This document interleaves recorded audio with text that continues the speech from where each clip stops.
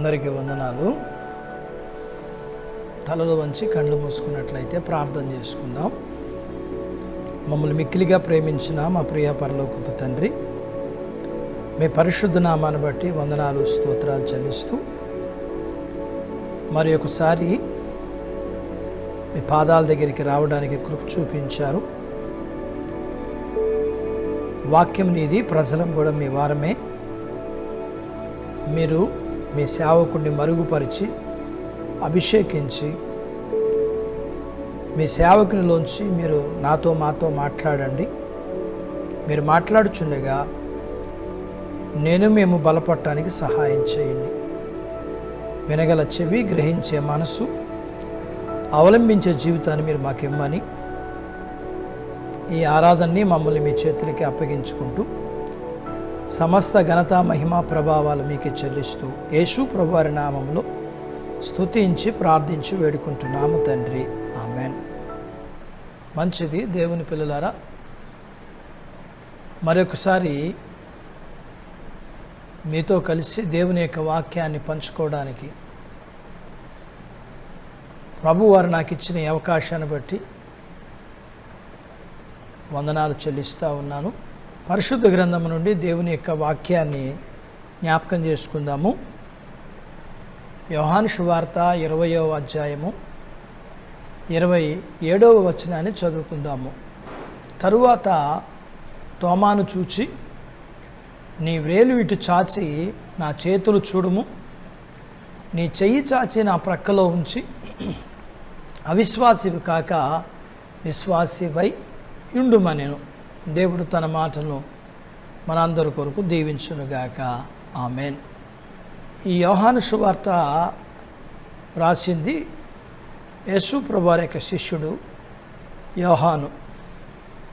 ఈ యోహాను గురించి మనం జ్ఞాపకం చేసుకున్నట్లయితే చాలాసార్లు ఈ యోహాను మనకు పరిచయం. ప్రభువారు సముద్రం దగ్గరికి సువార్తను ప్రకటిస్తూ అనేక మంది జనసమూహం తన దగ్గరికి వస్తున్నప్పుడు వారికి వాక్యం చెప్పడానికి, ప్రార్థన చేయటానికి ఆయన సముద్ర తీర ప్రాంతంలో, సముద్రంలో ఉండి, ఓడలో ఉండి దేవుని వాక్యం చెప్పినట్లుగా లూకా సువార్త 5వ అధ్యాయంలోని భాగంలో మరి ఆయన ధోనిలోకి ఎక్కి సువార్తను ప్రకటించిన తర్వాత వారందరికీ ప్రార్థన చేసి పంపించేసిన తర్వాత మరి ఆ ధోని గల యజమానైన పేతురుతో ఇప్పుడు ధోనిని లోతుకి నడిపించి వలవెయ్యి అని చెప్పినప్పుడు అతడు రాత్రంతా చేపలు పట్టినా పడలేదు, అయినను ప్రభు మాట చొప్పున వల వేసినప్పుడు, చేపలు పడినప్పుడు తన స్నేహితులైన జబదయి కుమారులు యాకోబు, యోహానుల్ని సైగ చేసి వారిని రమ్మని వీరు కలిసి చేపలు పట్టి ఒడ్డుకు వచ్చిన తర్వాత ప్రభువారు చేసిన ఆ అద్భుత కార్యాన్ని వారు తలంచుకుని, పేతురు ప్రభువుతో మాట్లాడి, నేనైతే పాపిని, నన్ను విడిచిపెట్టి వెళ్ళిపోమని చెప్పి అన్నప్పుడు ఆయన, మీరు చేపలు పట్టేవారు కదా, ఇప్పుడు మీరు నా వెంబడి వస్తే నేను మిమ్మల్ని మనుషులు పట్టే జాలరుగా చేస్తానని చెప్పి ప్రభువుని వెంబడించిన శిష్యుల్లో మొదటి వారు వీరు, పేతురు, యాకోబు, యోహాను. ఆ యోహానే ఈ యొక్క యోహాను సువార్త రాసిన యోహాను. ఈ యోహానే యేసు ప్రేమించిన ఈ శిష్యుడు అనబడిన యోహాను. ఈ యోహానే ప్రకటన గ్రంథాన్ని రాసిన యోహాను. యేసు ప్రభువారితో పాటు ఎక్కడికి వెళ్ళినా, కొండ మీదకి ప్రార్థన చేయడానికి వెళ్ళినప్పుడు ఈ పేతురు, యాకోబు, యోహాను వీళ్ళ ముగ్గురు ప్రభు వారితో పాటు ప్రార్థన చేయటానికి వెళ్ళినట్లుగా చూస్తాం. యాయిరు కుమార్తె చనిపోయి ఇంటి లోపల ఉన్నప్పుడు తనతో పాటు ఈ ముగ్గురినే తీసుకెళ్లి లోపలికి వెళ్ళి ప్రార్థన చేసినట్లుగా మనం చూస్తాం. ఒలీవల కొండపైకి ప్రార్థన చేయడానికి వెళ్ళినప్పుడు మరి శిష్యులందరినీ ఒకచోట ఉంచి వీళ్ళ ముగ్గురిని ఒకచోట ఉంచి తాను ప్రభువారు వేరొక చోటు నుంచి ప్రార్థన చేసినట్లుగా మనం చూస్తాం. ఇలాగ ప్రతి సందర్భంలో వీరి ముగ్గురికి ప్రత్యేకత ఇచ్చారు ప్రభువారు. ఆ ప్రత్యేకత ఇచ్చిన వారిలో ఈ యొక్క శిష్యుడైన యోహాను, ఈ యోహాను యేసు ప్రభువారి యొక్క ఒడిలో తలవాల్చుకుని మరి ఒక చిన్న బిడ్డ ఏ విధంగా తనకిష్టమైన వారి దగ్గర ఎలాగా ఒళ్ళో కూర్చుంటే ఎలాగ ఆనందిస్తారో, ఈ శిష్యుడైన యోహాను కూడా ప్రభువారు ఎక్కడైనా కూర్చుండి ఉంటే ఆయన ఒడిలో తన తల పెట్టుకుని తాను ప్రభువు దగ్గర మరి సేద తీర్చబడుతుండేవాడు, సంతోషిస్తుండేవాడు ఒక చిన్న బిడ్డలాగా. ఈ యొక్క సువార్తను రాసినది యేసు ప్రభువారు మరణాన్ని జయించి పునరుద్ధానుడైన తర్వాత కొంతకాలానికి రాయడం జరిగింది ఈ సువార్త. ఈ యొక్క సువార్త యొక్క ముఖ్య ఉద్దేశం ఏంటంటే, ప్రభువారు దేవుడని, ఆయన అభిషిక్తుడని, లోకరక్షకుడని తెలియజేసే ఎన్నో విషయాల్ని యోహాను రాయడం జరిగింది. మన ధ్యానాంశము యోహాను సువార్త 20వ అధ్యాయం. ఈ అధ్యాయము 4 విషయాలు మనకు తెలియజేస్తున్నాయి. 1 నుంచి 9 వచనాలు మనం చూస్తే, యేసు ప్రభువారు సమాధి చేయబడిన సమాధిని దర్శించటానికి ఆదివారమున పెద్దలకాడే మరియా ప్రభువారి యొక్క సమాధిని దర్శించటానికి, ఆయన యొక్క చనిపోయిన తర్వాత ఏం జరిగిందో ఆ సంఘటనలన్నీ కూడా 1 నుంచి 9 వచనాలు మనకు జ్ఞాపకం చేస్తాయి. చనిపోయిన వాణ్ణి పాతిపెట్టబడిన సమాధిని చూడడానికి మరియ వెళ్ళింది. కానీ ఆయన మరణాన్ని జయించి పునరుద్ధానుడై తిరిగి లేచాడు. అది ఆవిడ చూచి శిష్యుల దగ్గరికి వెళ్ళి చెప్పింది. శిష్యులు వచ్చి చూశారు. ఆ తర్వాత 10 నుంచి 18 వచనాల్లో శిష్యులు వెళ్ళిపోయారు, కానీ ఆమె అక్కడే ఉండిపోయింది. దేవదూతలను చూచింది, ప్రభువుని చూచింది, కానీ గమనించకపోతే ప్రభువు ఆమెని దర్శించి తన ప్రత్యక్షతను ఆమెకు చూపించిన తర్వాత, ఆయనను చూచిన తర్వాత వెళ్ళి తన శిష్యులకి, యేసు ప్రభువారి శిష్యులకి చెప్పింది. అదే రోజు సాయంత్రం యోహాను సువార్త 20వ అధ్యాయం 19 నుంచి 22 వచనాల్లో, ఆ సాయంత్రం ఆదివారం సాయంత్రం ప్రభువారు శిష్యులకి వెళ్ళి శిష్యులతో ఆయన మాట్లాడినట్టుగా ఈ వచనాల్లో మనం చూస్తాం. అందరూ సంతోషించారు. వారితో పాటు తోమా లేడు. మరి ఈ 20వ అధ్యాయం 24 నుంచి 29 వచనాల్లో ఉండబడిన భాగంలో మరి యొక్క ఆదివారం నాడు తోమా ఉండబడినప్పుడు ప్రభువారు మరలా రెండోసారి శిష్యులకు ప్రత్యక్షమయ్యారు. ఒక సంగతి మనం గమనిస్తే, శిష్యులందరూ ఉన్నారు, కానీ ప్రత్యక్షంగా తోమా కోసమే ప్రత్యక్షమగినట్లుగా, తోమాతోనే మాట్లాడినట్లుగా ఈ వచనాల్లో మనం చూస్తాం. ఎందుకనంటే ఆయన ప్రత్యక్షమయ్యి, ఈ తోమా గతకాలపు ఆదివారంలో శిష్యులైతే అందరూ అన్నారు, మేము ప్రభువును చూచాం, ప్రభు మా దగ్గరికి వచ్చారు అని అంటే, మీరు కాబట్టి చూసి వదిలేశారు, మీరు నమ్మారు. నేనైతే ఆయన చేతి గాయాలలో వేలు పెట్టేవాడిని, నేనైతే ఆయన ప్రక్కలో నేను చేయి పెట్టి చూసేవాడిని అన్నాడు. ప్రభువారు రెండవ ఆదివారం నాడు ప్రత్యక్షమైన వెంటనే తోమాతోనే మాట్లాడారు. తోమా, వచ్చి నా చేతిలో నీ వ్రేలు పెట్టి చూడు, తోమా నీ చెయ్యి చాచి నా ప్రక్కలో ఉన్న గాయాన్ని చూడు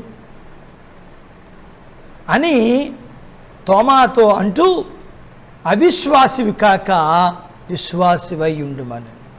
ఈ తోమా విషయంలో మనం గమనించినట్లయితే, ఈ యొక్క తోమా యేసు ప్రభువారి శిష్యుల్లో ఒకడు. ప్రభువారి యొక్క శిష్యులు 12 మంది కదా. ఆ 12 మందిలో ఒకడు తోమ. ఇతను గలిలయ సముద్రంలో చేపలు పట్టేవాడు. ఇతని పేరు యూదస్ థామస్ అని ఇతనికి పేరు. మనకి ఎక్కడ కనపడడం ప్రారంభిస్తాడు ఈ తోమ అని అంటే ఈ యోహాను సువార్త 11వ అధ్యాయం 16వ వచనములో అందుకు దిదుమ అనబడిన తోమ ఆయనతో కూడా చనిపోటుకు మనమును వెళ్ళుదమని తన తోడి శిష్యులతో చెప్పెను. ప్రభువారు యెరూషలేముకి అవతల వైపు ఉన్నారు. బేతనయి నుంచి కబురు వచ్చింది, నీవు ప్రేమించుచున్నవాడు రోగి అయి ఉన్నాడు అని. మార్తా మరియా సహోదరుడు లాజరు అతను రోగముతో బాధపడుతున్నాడు, నువ్వు త్వరగా వచ్చేసేయమని చెప్పి కబురు పంపించారు వాళ్ళు.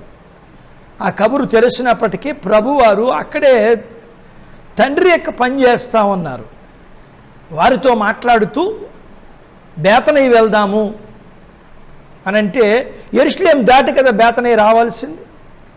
కాబట్టి యెరూషలేములో మనం వెళ్తే కనుక ఇప్పుడు మనల్ని రాళ్లతో కొట్టి చంపడానికి చూస్తున్నారు, కాబట్టి ఇప్పుడు మనం వెళ్ళొద్దు అని చెప్పి శిష్యులు మాట్లాడడం, ప్రభువారు వారికి సమాధానం చెప్పడం జరిగింది.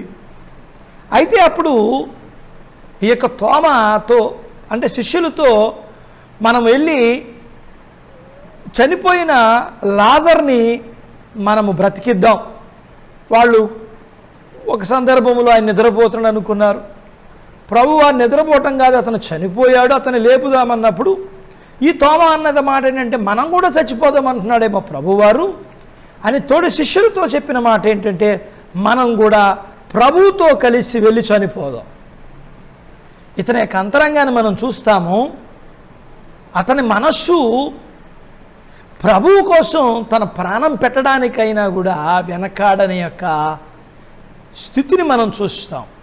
అటు తర్వాత యోహాను సువార్త 14వ అధ్యాయం 5వ వచనంలో అందుకు తోమ, ప్రభువా ఎక్కడికి వెళుచున్నావో మాకు తెలియదే, ఆ మార్గము ఎలాగా తెలియనని ఆయనను అడుగగా, ఇక్కడ ఈ సందర్భంలో రెండోసారి తోమాని గురించి మనం చూస్తాం పరిశుద్ధ గ్రంథంలో.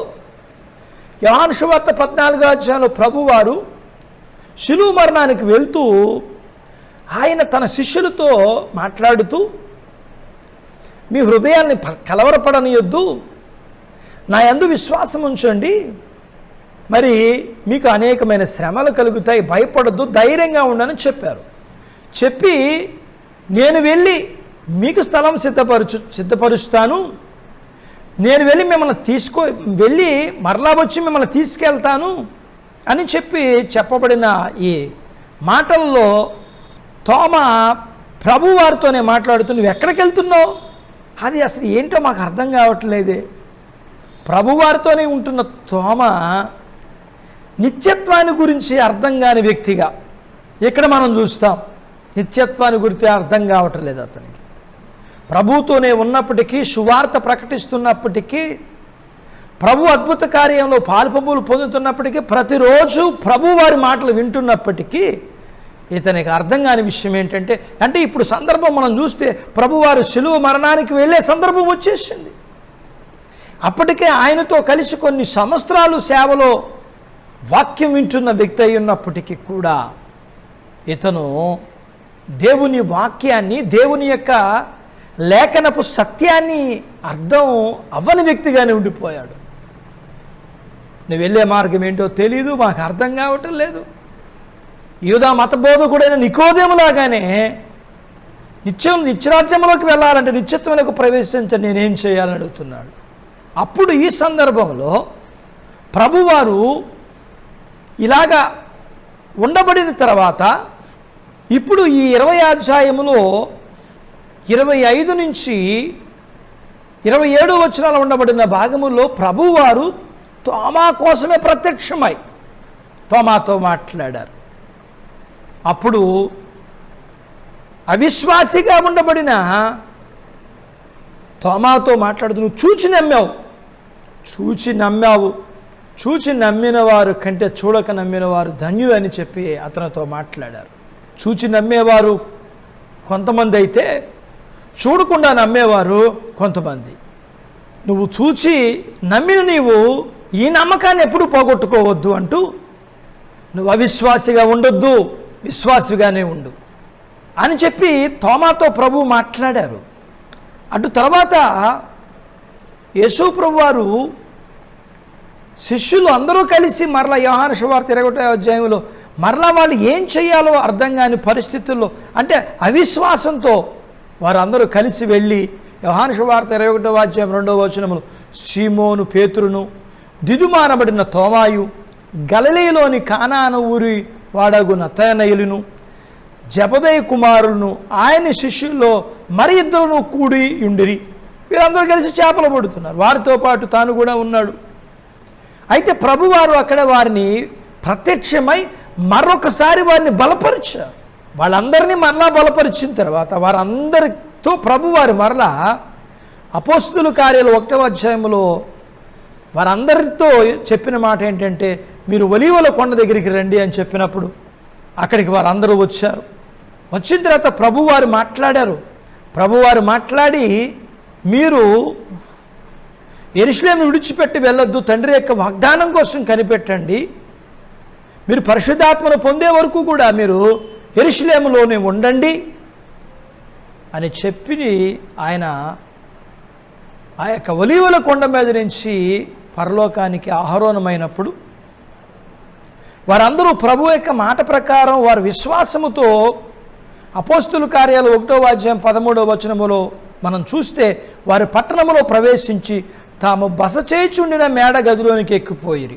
వారెవరనగా పేతురును, యోహాను, యాకోబు, ఆంద్రియ, ఫిలిప్పు, తోమా, బర్తలోమయి, మత్తయి, అల్పై కుమారుడగు యాకోబు, చెలేతే అనబడిన సీమోను, యాకోబు కుమారుడు అగు యోదా అనువారు. అంటే ఇక్కడ మరలా మనం చూస్తున్నాం, వీరు విశ్వాసంతో మేడగదిలో వారు కూడుకుని తండ్రి దేవుని యొక్క మాట ప్రకారం తండ్రి వాగ్దానం చేయబడిన ఆ పరిశుద్ధాత్మ దేవుని యొక్క అభిషేకం కోసం వారు కూడుకుని ప్రభువారి మాట ప్రకారం విశ్వాసంతో కూడుకుని ప్రార్థన చేయడం మనం చూస్తున్నాం. తోమాతో మాట్లాడిన మాట ప్రభువారు మనతో కూడా మాట్లాడుతూ, మనం ఎలా ఉండాలని ప్రభువారు, తోమా ఎలా ఉండాలని ప్రభువారు అనుకున్నారో మనం కూడా అలాగే ఉండాలనుకుంటారు. ఆయన తోమా ఎలా ఉండాలని, తన శిష్యులు ఎలా ఉండాలనుకుంటున్నారు ప్రభువారు అంటే, మీరు అవిశ్వాసులు కాక విశ్వాసులై ఉండాలి అని ప్రభువారు కోరుకుంటా ఉన్నారు. ఎందుకని తోమా అవిశ్వాసి అయిపోయాడు? కారణం ఏంటి? ప్రభువారు తమతో లేకపోవటం వల్ల, ఆయన చనిపోవటం వల్ల, ఆయన మరణించి తిరిగి లేచాడని ఆ లేఖనాన్ని మర్చిపోవడం వల్ల, తమకి మనుషులు బట్టి శ్రమలు కలుగుతాయని, ఇలాగ ఎన్నో పరిస్థితులను బట్టి అవిశ్వాసి అయిపోయాం. మరి మనం కూడా ఈ లోకపు యాత్రలో దేవుని పిల్లలమైన మనము జీవిస్తున్న ఈ విశ్వాస జీవితంలో యేసుప్రభువారి శిష్యులు తోమా అనుభవించిన పరిస్థితుల్ని మనం కూడా అనుభవిస్తున్నాం. ఇప్పుడు వారికంటే ఎక్కువ అనుభవిస్తున్నామేమో అన్నట్లుంది మనకి. ఇప్పుడు అవిశ్వాసులుగా ఉన్నామా, విశ్వాసులుగా ఉన్నామా? ప్రభువు మనల్ని నుంచి కోరుకునేది ఏంటంటే, మన జీవితానికి మేలైనది ఏంటంటే, మనం అవిశ్వాసులుగా కాక విశ్వాసులమై ఉండాలి అని. మనం ఎన్నటికీ విశ్వాసులుగానే ఉండాలని ఆయన కోరుకుంటా ఉన్నాడు. అయితే మనం విశ్వాసులుగా ఉండాలి అంటే దేవుని యొక్క లేఖనము నుంచి కొన్ని విషయాలు నేర్చుకుందాం. మన జీవితకాలం మట్టుకు మనం విశ్వాసులుగా ఉండాలంటే మనం ఏం చేయాలి అనేది ప్రభువారు మనకు నేర్పించడానికి ఇష్టపడుతున్నారు. మనం నేర్చుకోవడానికి ఇష్టపడదాం. మొదటిగా మనం గమనించినట్లయితే, మనము విశ్వాసులుగా ఉండాలి అంటే లేఖనంలోంచి మనం చూసినట్లయితే లూకాసు వార్త 10వ అధ్యాయం 39వ వచనం, ఆమెకి మరియాను సహోదరి ఉండెను. ఈమె యేసు పాదముల యొద్ద కూర్చుండి ఆయన బోధ వినుచుండెను. యేసు ప్రభువారు ప్రయాణమై వెళ్తూ ఒక రోజున బేతనీయ గ్రామం వెళ్ళారు. మరి వెళ్ళినప్పుడు ఆ ఊరిలో మార్తా అనే ఆవిడ ప్రభువు తన ఇంటికి పిలిచింది. ఈవిడికి ఒక సహోదరి, ఒక సహోదరుడు ఉన్నాడు. ఆ సహోదరి మరియా, సహోదరుడు లాజరు. ప్రభువారు తన శిష్యులతో వాళ్ళు కలిసి ఆయన వారి ఇంటికి వచ్చినప్పుడు కొంతమంది ప్రజలు కూడా వచ్చి ఉండొచ్చు. ఆయన వాక్యాన్ని చెప్తున్నారు, అందరూ వింటున్నారు. మార్త అయితే వంటింట్లో ఉంది. ప్రభువారికి మంచి ప్రభు శిష్యులకి, ప్రభువారికి వచ్చిన వాళ్ళందరికీ మంచి భోజనం పెట్టాలనుకుంది ఆవిడ. చాలా వంటకాలు చేస్తూ ఉంది. అయితే ఆమె చేయటం భారమైపోయి ప్రభువారి దగ్గరికి వచ్చి, నేను చాలా బాధపడుతున్నాను, నా చెల్లొచ్చి మీ దగ్గర కూర్చుని వాక్యం వింటుంది, మరి నేను ఇంత కష్టపడుతున్నాను, ఆమెకు ఒక మాట చెప్తే ఆమె కూడా వచ్చి వంట చేస్తుంది కదా, నేను బాధపడుతున్నాను, ఆ సంగతి నీకు అర్థం కావట్లేదు, తనను అర్థం చేసుకోవట్లేదని ప్రభువుతో నువ్వు నన్ను అర్థం చేసుకోవట్లా. ప్రభువారు మాట్లాడుతూ, మార్త, ఆహారం అవసరమే, కానీ ముందు ఏది అవసరం అంటే దేవుని పాదాల యొద్ద కూర్చుని దేవుని వాక్యం వినడం అవసరం. మరి ఉత్తమమైన దానిని ఎన్నుకున్నది అది ఆమె యొద్ద నుండి తీసివేయబడదు. నువ్వు విస్తారమైన పనుల చేత నువ్వు తొందరపడుచున్నావు అని ప్రభువారు ఆమెను గద్దించారు. ఆమె వాక్యము విన్నది. మనము దేవుని యొక్క వాక్యాన్ని వినాలి. ఈ దినాల్లో వాక్యము వినడానికి ప్రజలు ఇష్టపడలేదు. దేవుని యొక్క వాక్యాన్ని వినాలని దేవుని వాక్యం చెప్తా ఉంది.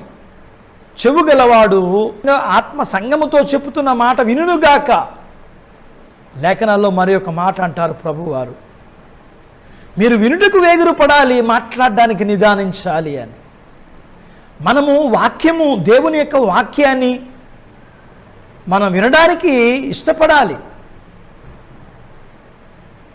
దేవుని యొక్క కార్యాలను కూడా మనం వినడానికి ఇష్టపడాలి. అప్పుడు మాత్రమే మనము విశ్వాసులుగా ఉండగలుగుతాం. దేవుని యొక్క వాక్యము చెప్తున్నది, కీర్తన గ్రంథం 119వ కీర్తన 105వ వచనం, దేవుని వాక్యాన్ని మనం వినటం వల్ల మన జీవితము మనం ఎట్లా నడిపించుకోవాలో ఏం చెప్తుంది దేవుని వాక్యం? నీ వాక్యము నా పాదములకు దీపమును, నా త్రోవకు వెలుగై ఉన్నది. ఈ లోకపు వెలుగు మనకి ఏ విధమైన కష్టము జరగకుండా చూపిస్తుంటే, వెలుగునిస్తుంటే, అది రాత్రి కానీ పగలు కానీ దేవుని వాక్యం అనే వెలుగు మన జీవితానికి మనము ఏ రీతిగా నడుచుకుంటే మంచిదో మనకి తెలియజేస్తుంది.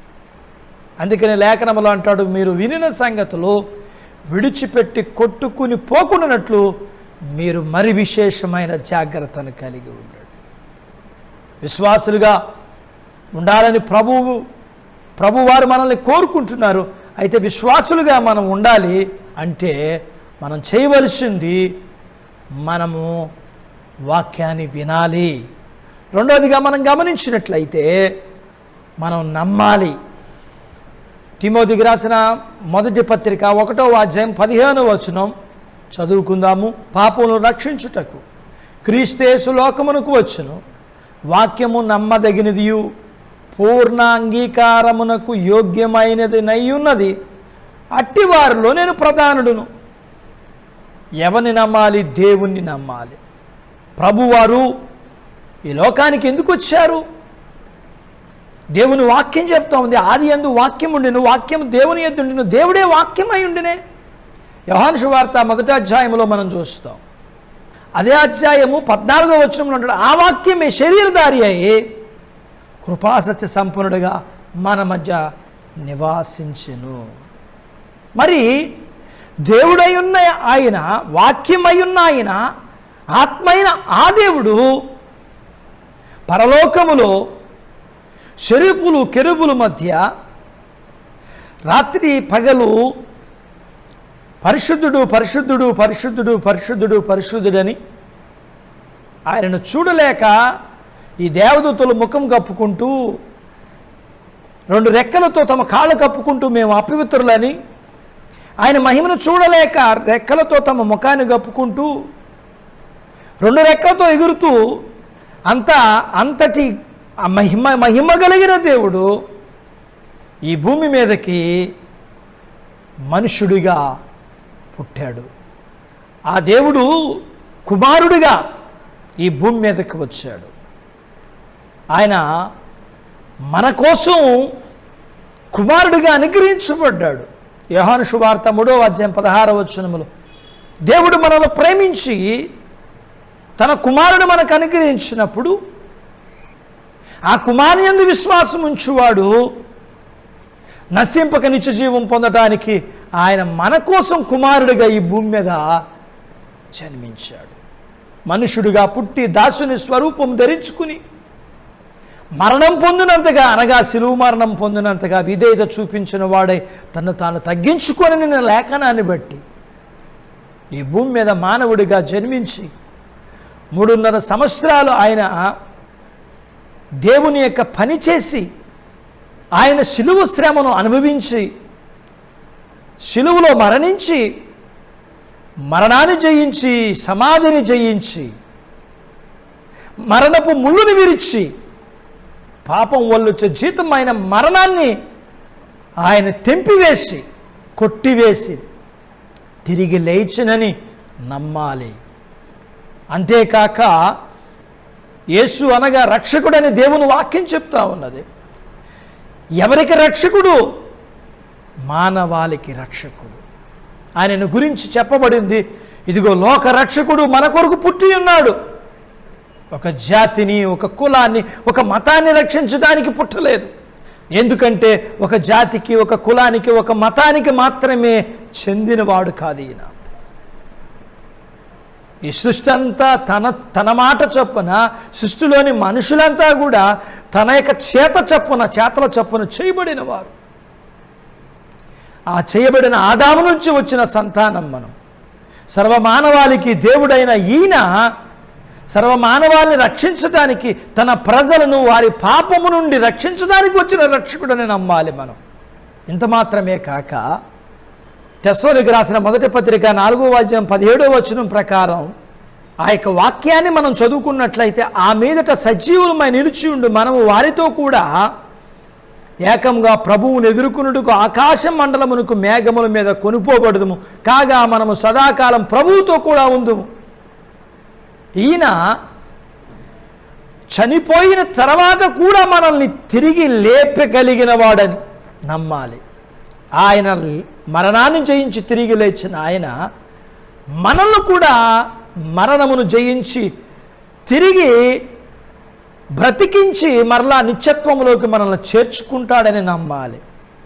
దేవుని పిల్లలమైన మనం ఈ భూమి మీద విశ్వాసులుగా మన జీవిత యాత్రను ముగించాలని, మనము మన జీవితాన్ని ముగించేంత వరకు విశ్వాసులుగానే ఉండాలని దేవుడు కోరుకుంటుండగా, మనం ఉండడానికి, విశ్వాసులుగా ఉండడానికి రెండవ విషయాన్ని మనం చూసాము. విశ్వాసులుగా మనం ఉండడానికి ఏం చేయాలనేది మూడవదిగా సామెతల గ్రంథము 28వ అధ్యాయము 13వ వచనాన్ని మనం గమనించినట్లయితే, అతిక్రమములను దాచిపెట్టువాడు వర్ధిల్లుడు, వాటిని ఒప్పుకుని విడిచిపెట్టువాడు కనికరమును పొందును.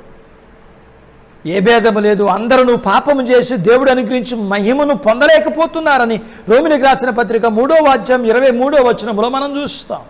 ప్రతి మనిషి జన్మతః కర్మతః పాపి.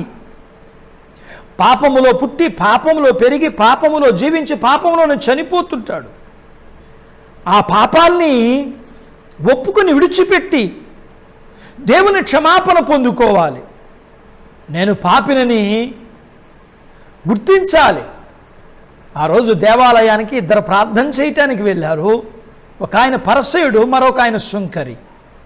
పరసయుడు ప్రార్థన చేస్తున్నాడు, నేను వారానికి 2 సార్లు ఉపవాసం ఉంటున్నాను, నేను దేవునికి దశమ భాగం ఇస్తున్నాను, నేను దొంగ, వ్యభిచారి, నరహంతకుడు, ఈ సుంకరిగా పుట్టనందుకు నేను కృతజ్ఞతాస్తుతులు చెల్లిస్తున్నాను అంటున్నాడు.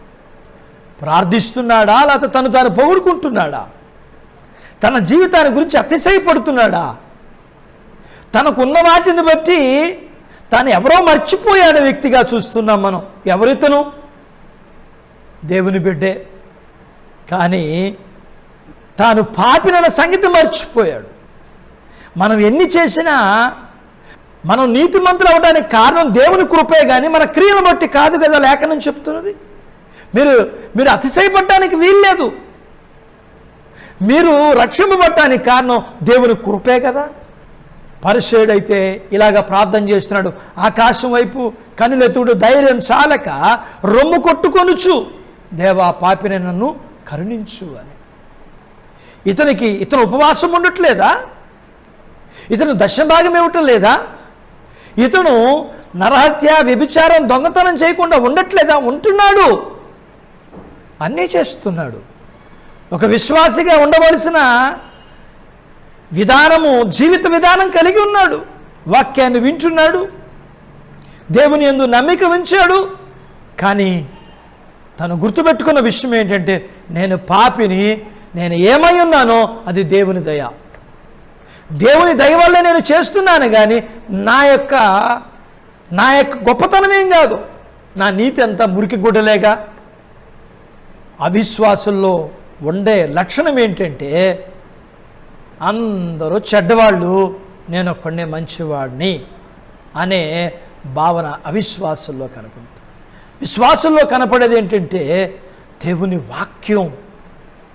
వారు వింటారుగా దేవుని వాక్యం, ఆ విన్న వాక్యం వారిలో గుర్తుంటుందిగా. ఆ వాక్యం ఏమిటి? నిన్ను నీవు తీర్పు తీర్చుకో, నీ కంటిలో పెద్ద దూలాన్ని పెట్టుకుని ఎదటి వాని కంటిలో నలుసెతుకుతున్నావేంటి? నిన్ను నీవు తీర్పు తీర్చుకుంటే అప్పుడు నువ్వు తీర్పులోకి రావు. ఈ కారణం చేత విశ్వాసులుగా ఉండడానికి మన జీవితాల్లో ఉండవలసిన మూడవ లక్షణం, మన పాపాలని మనం ఒప్పుకోవాలి. దేవుని పిల్లలమైన మనం తెలియక చేసే ప్రతి పాపములు, వాటన్నిటినీ నీ ముఖకాంతిలో మా రహస్య పాపములు కనబడుచున్నవని దేవుని యొక్క లేఖనాన్ని బట్టి దేవుని దగ్గరికి వెళ్ళి దేవుని దగ్గర ప్రార్థించినప్పుడు మన పాపాల్ని దేవుని యొక్క లేఖనం ప్రకారం ఆయన మిమ్మల్ని లోకాన్ని గురించి, తీర్పుని గురించి, పాపాన్ని గురించి ఆయన మిమ్మల్ని ఒప్పింపజేస్తాడన్న మాటను బట్టి ఖచ్చితంగా విశ్వాసము కలిగిన వారు దేవుని పాదాల దగ్గరికి వెళ్ళి ప్రార్థించినప్పుడు వారి పాపాలని ప్రభువారు వారికి తెలియజేసినప్పుడు ఖచ్చితంగా పాపమును దాచిపెట్టుకొనక ఒప్పుకొని విడిచిపెట్టాలి. మరి యొక్క లక్షణాన్ని మనం జ్ఞాపకం చేసుకుందాం. విశ్వాసులుగా మనము ఉండడానికి మరి యొక్క లక్షణం ఏంటంటే మారు మనసు పొందుతుండాలి ప్రతిదినము. అపోస్తుల కార్యములు 17వ అధ్యాయం 30వ వచనం, ఆ అజ్ఞాన కాలమున దేవుడు చూచి చూడనట్టుగా ఉండెను, ఇప్పుడైతే అంతటను అందరూ మారు మనసు పొందవలనని మనుషులకు ఆజ్ఞాపించుచున్నాడు. మారు మనసు పొందాలని దేవుడు ఆజ్ఞాపించుచున్నాడు.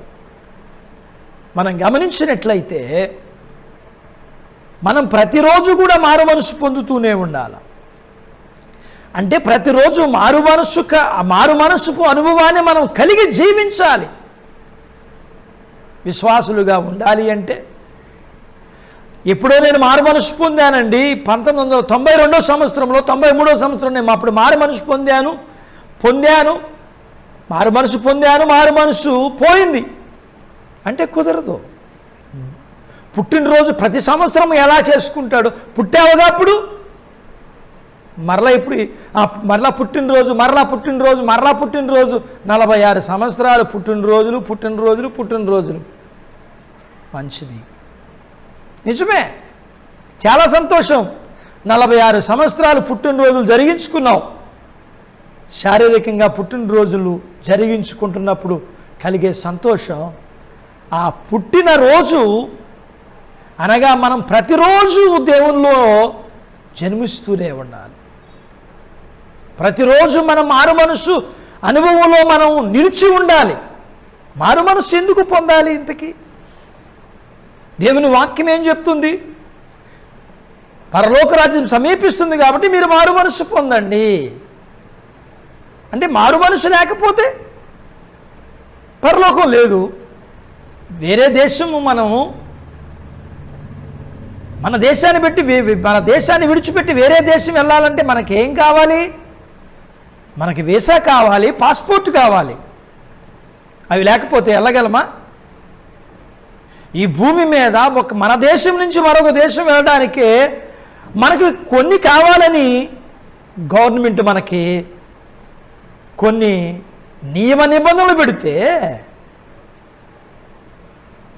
దేవుడుండే ఆ దేశానికి, ఆ పట్టణానికి వెళ్ళడానికి ఉండడంలో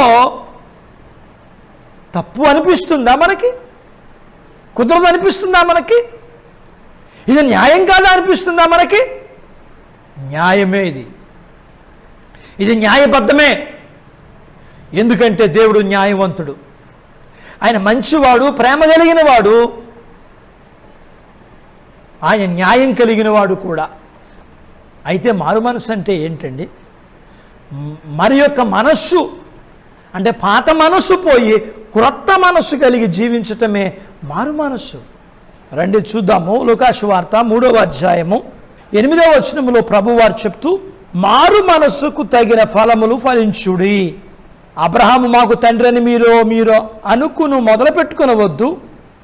దేవుడి రాళ్ల వలన అబ్రహామునకు పిల్లలు పుట్టింపగలడని మీతో చెప్పుచున్నాను. 10వ వచనం చదువుకుందాం. అందుకు జనులు, అలాగైతే మేమేమి చేయవాలని అతను అడగగా, అతడు 2 అంగీలు గలవాడు ఏమీ లేని వానికి ఇవ్వలననియు, ఆహారము గలవాడు అలాగే చేయవలననియు వారితో చెప్పాను.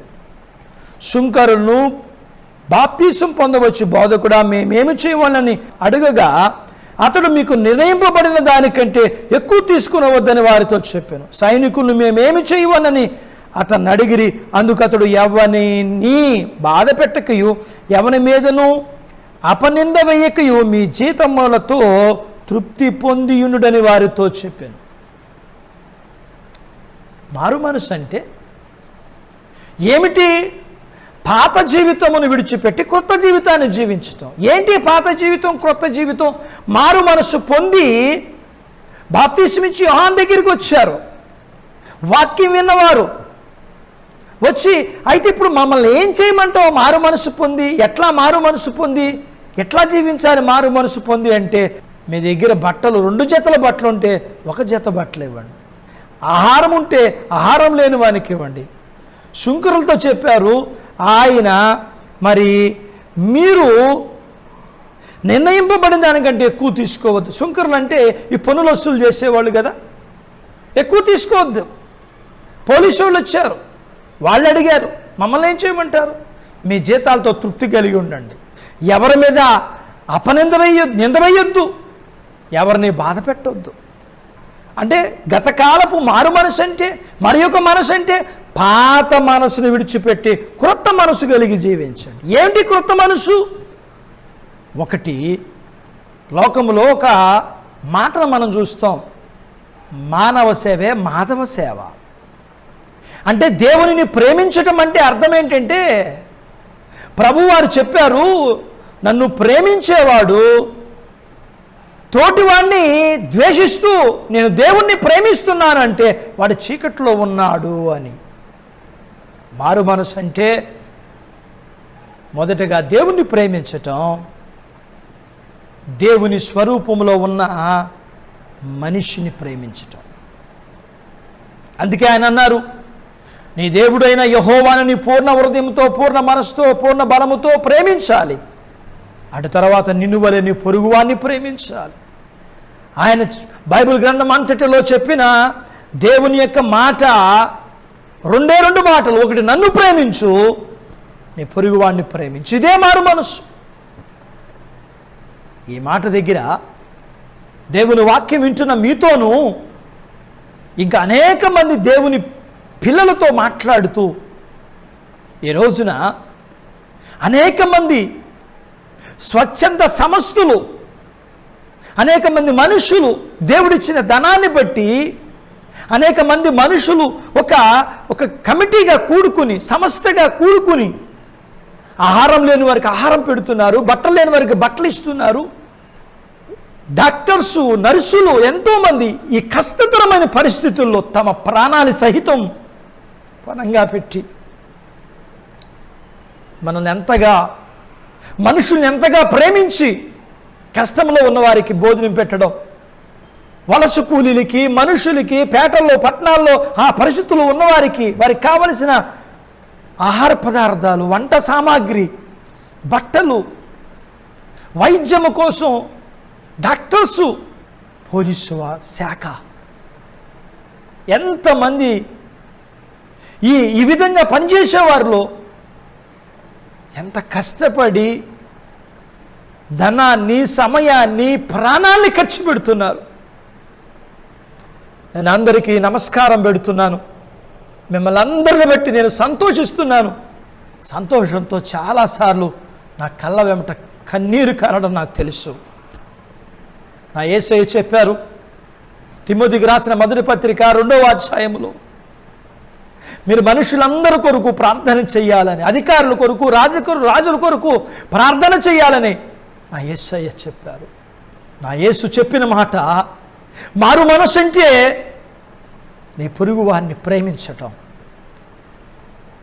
ఆహారం లేని వాడికి ఆహారం ఇవ్వటం, బట్టలు లేని వాడికి బట్టలు ఇవ్వటం, ఎవరి దగ్గర అన్యాయంగా తీసుకోవద్దు, ఎవరిని మాటల చేత బాధ పెట్టొద్దు. ఇలాంటి జీవితాన్ని జీవిస్తున్న మీకు వాక్యం వింటున్న దేవుని పిల్లలు, ఇంకా అనేక మంది స్వచ్ఛంద సంస్థలు దేవుడిచ్చిన ధనాన్ని బట్టి మనుషుల కొరకు ధనాన్ని, సమయాన్ని, జీవితాన్ని ఖర్చు పెడుతున్న మీకు ఒక దేవుని సేవకుడిగా నా మనవి, నా యేసునందు మీరు విశ్వాసం ఉంచాలని.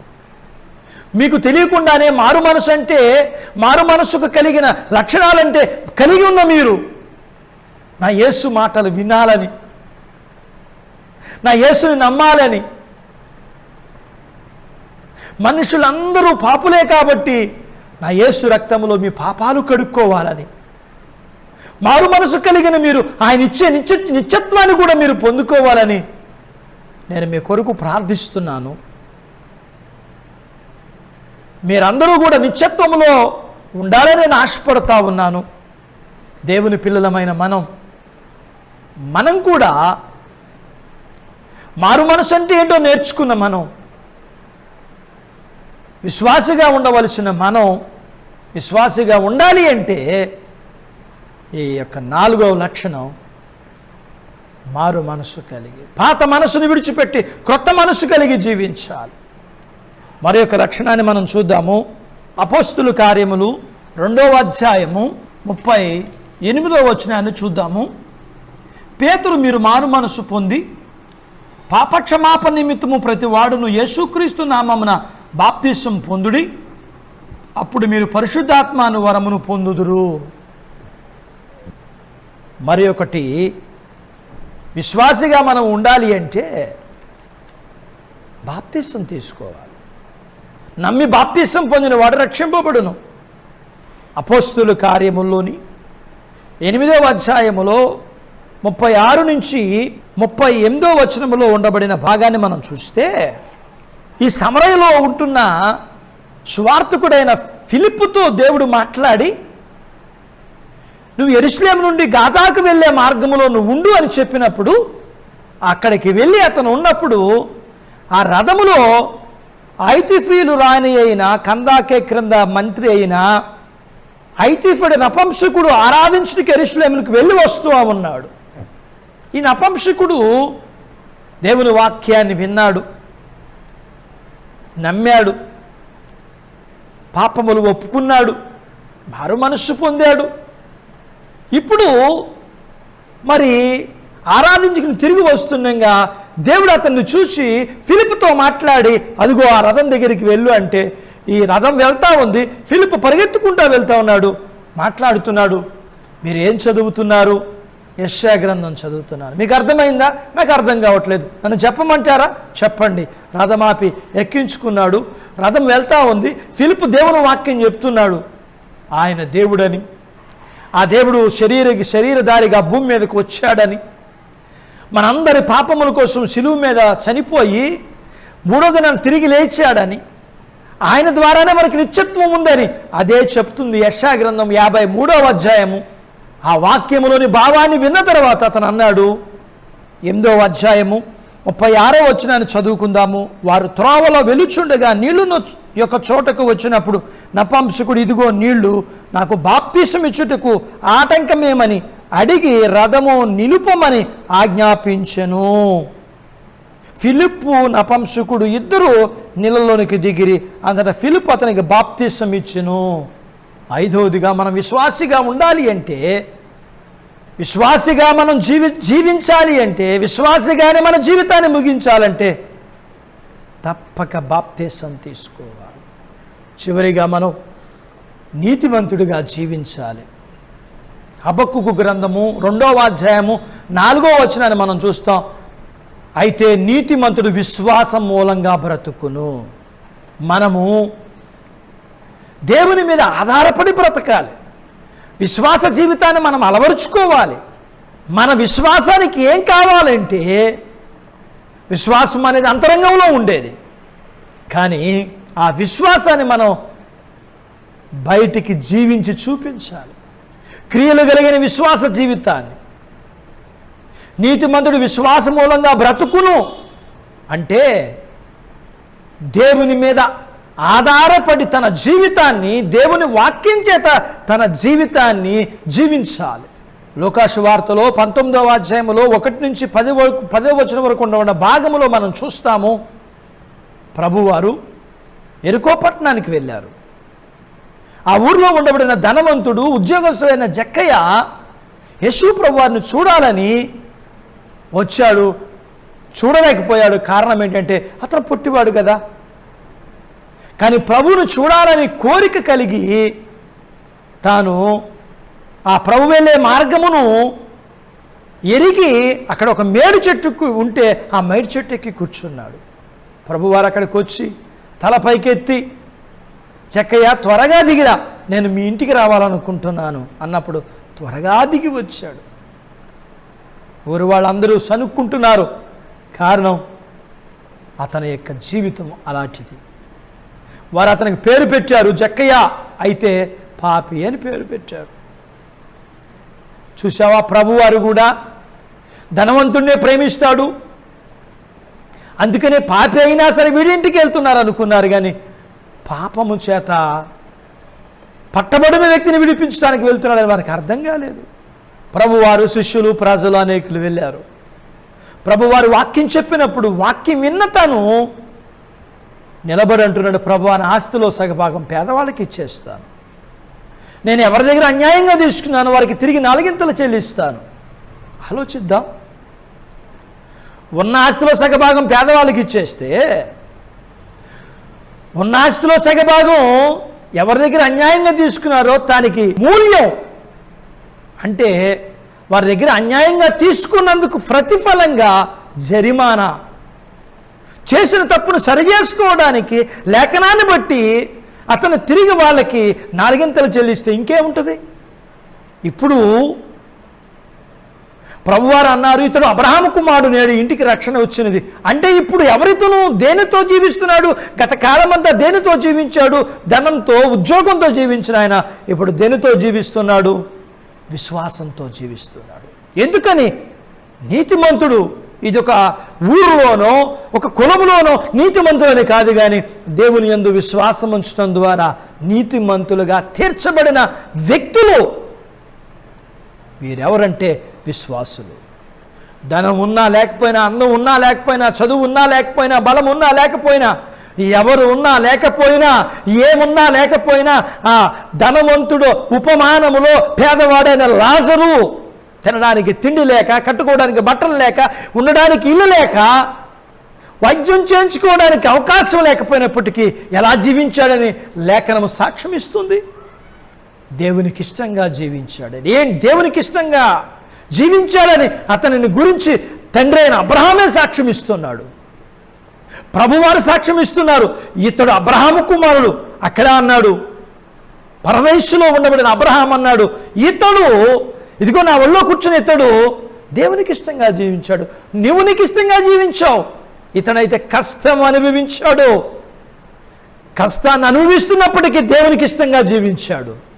అతడు అబ్రహాము కుమారుడయ్యాడు, ఇతడు అబ్రహాము కుమారుడయ్యాడు. అబ్రహాము కుమారుడయ్యని ప్రభువే సాక్ష్యం ఇస్తున్నారు.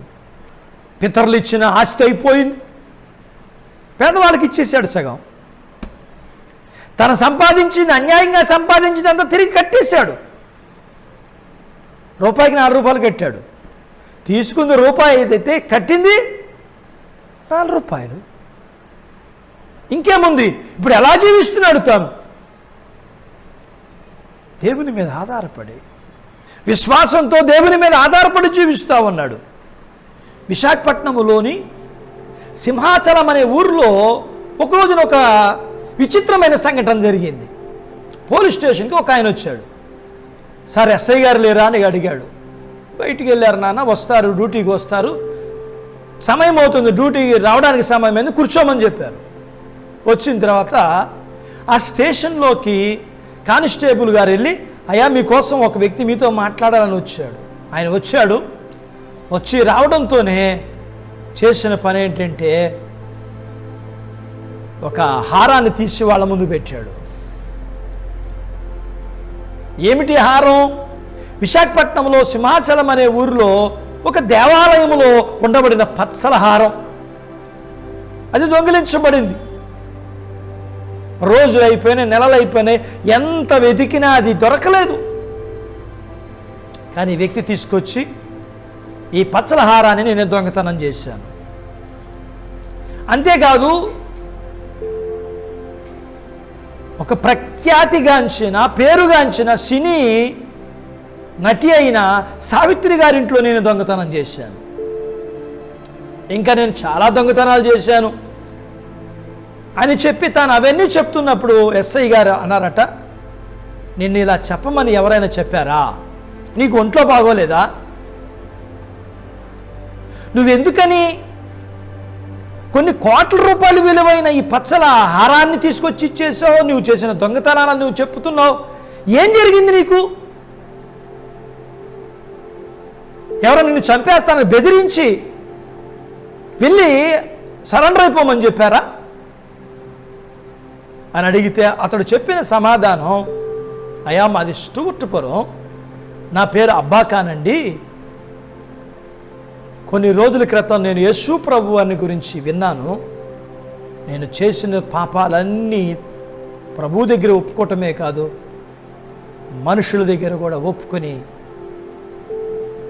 వాటిని విడిచిపెట్టాలని నేను మీ దగ్గరికి వచ్చాను అన్నాడు. ఇప్పుడు ఇతను అరెస్ట్ చేస్తారు కదా, ఇతను దొంగతనం చేసినవన్నీ అప్పచెప్పేశాడు కదా, ఇప్పుడు తాను జైల్లోకి వెళ్తాడు కదా. ఇప్పుడు ఇతను ఎలా జీవించడానికి ఇష్టపడుతున్నాడు? కష్టాన్ని అనుభవించడానికా, సుఖాన్ని అనుభవించడానికా? విశ్వాసులుగా ఉండాలవలసిన మనము చివరిగా మనకుండవలసిన లక్షణము దేవుని మీద ఆధారపడి దేవుని వాక్య ప్రకారం మనం జీవించాలి. ఆ రోజు తోమాతో మాట్లాడి ప్రభువారు నువ్వు అవిశ్వాసివి కాక విశ్వాసి ఉండమని చెప్పారు. అదే ప్రభు ఈరోజు మనతో మాట్లాడుతూ, ఒకవేళ నువ్వు కూడా తోమాలాగా అవిశ్వాసిగా ఉన్నావా లేక విశ్వాసిగా ఉన్నావా? విశ్వాసిగా ఉంటే నీలో ఇలాంటి సుగుణాలు ఉండాలి. ఒకవేళ అవిశ్వాసిగా ఉంటే, విశ్వాసిగా నువ్వు ఉండాలనుకుంటే, విశ్వాసిగా జీవించాలనుకుంటే, విశ్వాసిగా నీ జీవితాన్ని కొనసాగించి ముగించాలంటే ఈ లక్షణాలు నువ్వు కలిగి ఉండాలని దేవుడు మనతో మాట్లాడుతున్నాడు. మన జీవితాన్ని పరిశీలన చేసుకుని మనం ఏమై ఉన్నాం, ఎలా ఉన్నాం, అవిశ్వాసులుగా ఉన్నామా, విశ్వాసులుగా ఉన్నామా? అవిశ్వాసులుగా ఉంటే విశ్వాసులుగా మారదాం. విశ్వాసులుగా మన జీవితాన్ని కొనసాగిద్దాం, విశ్వాసులుగా మన జీవితాన్ని ముగిద్దాం. అట్టి కృప దేవుడు మనందరకు దయచేయునుగాక. ఆమేన్. తలలో వంచి కండ్లు మూసుకున్నట్లయితే ప్రార్థన చేసుకుందాం. మమ్మల్ని మిక్కిలిగా ప్రేమించిన మా ప్రియ పరలోకపు తండ్రి, మరి ఒకసారి మీ సేవకుడిని మీరు మరుగుపరిచి అభిషేకించి